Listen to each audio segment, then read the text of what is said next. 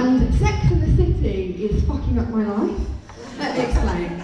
I'm suffering from a little known condition called CCBS, chronic Carrie Bradshaw syndrome, which basically means I'm a neurotic narcissist with a shopping addiction. When I was younger, I used to think that Carrie Bradshaw was a feminist icon. A bit like Gloria Steinem, but for babes who brunch, you know? And Sex and the City became my feminist manifesto. I thought being in your 20s meant running around Manhattan drinking cosmopolitans and sucking dick. And it turns out the sucking dick part, not actually that fun, to be honest. And my reality is not so much Sex in the City and a little bit more sexless in the city, actually. Don't arm me. Don't need your pity. So yeah, I've been thinking a lot lately about which Sex and the City girl I am, right? And I think it's evolved a lot over the years. So when I was a teenager, I was definitely a Charlotte, right? Hopeless romantic, depressed vagina, and obsessed with the idea of a prince coming along and rescuing me from my parents semi-detached in the subs. In my early 20s, I was a Miranda, career-focused, fiercely independent, and absolutely petrified of dying alone. I've recently come out of my Samantha era. I only managed a 48-hour shift. Turns out I don't have the energy to sit on that many dicks.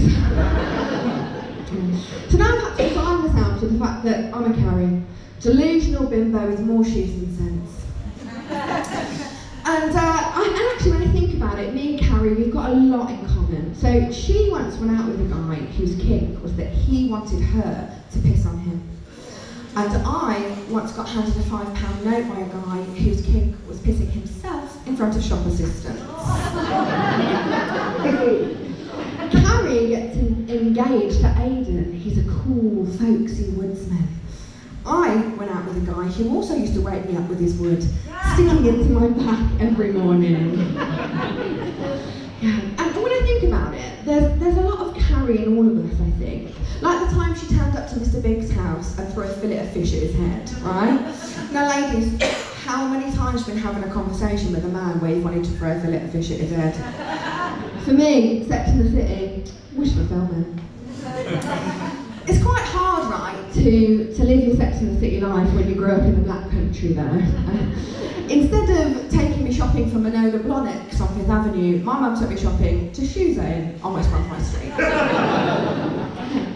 Growing up in the black country was quite interesting, mostly because all of my family are insane.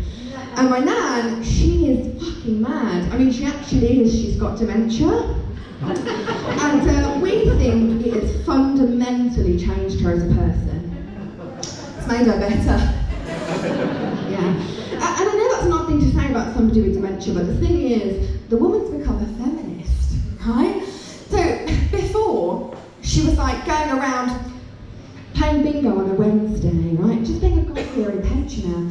Now, she's burning her bras, and we were like, is this her answer to the Cosy Live crisis? It turns out, Nana, she just wanted to free the nip. Before I got a boyfriend, she kept asking me if I was a lesbian, right? And I was like, no. And she goes, it's all right if you are, Bab. Our Norma was a lesbian, and she is lovely. I was like, no, she's not a lesbian, she just plays a lot of netball. So now she wants me to become a late in life lesbian. And I'm like, I should be so lucky, Nan. I'm going to bed reading How to Date Men When You Hate Them. Yeah, my ex-boyfriend used to say I had a shopping addiction. And personally, I think it was jealousy, because the only time he ever heard me moan was when ASOS announced a new online sale. If he wanted to get lucky, he used to have to check my Amazon wish list, right? He'd be like, what do you want me to do for you, baby? And I'd be like, oh, add items 3, 6 and 9 to the basket. And don't forget next day delivery. Online shopping for me is basically like my porn, right? It has to be done in secret. It has me clearing my internet history afterwards, and it's always dead awkward when somebody walks in on me doing it. Some people have risky wanks. I have an hour alone with my ex-boyfriend's credit card. I know. But the thing is, I know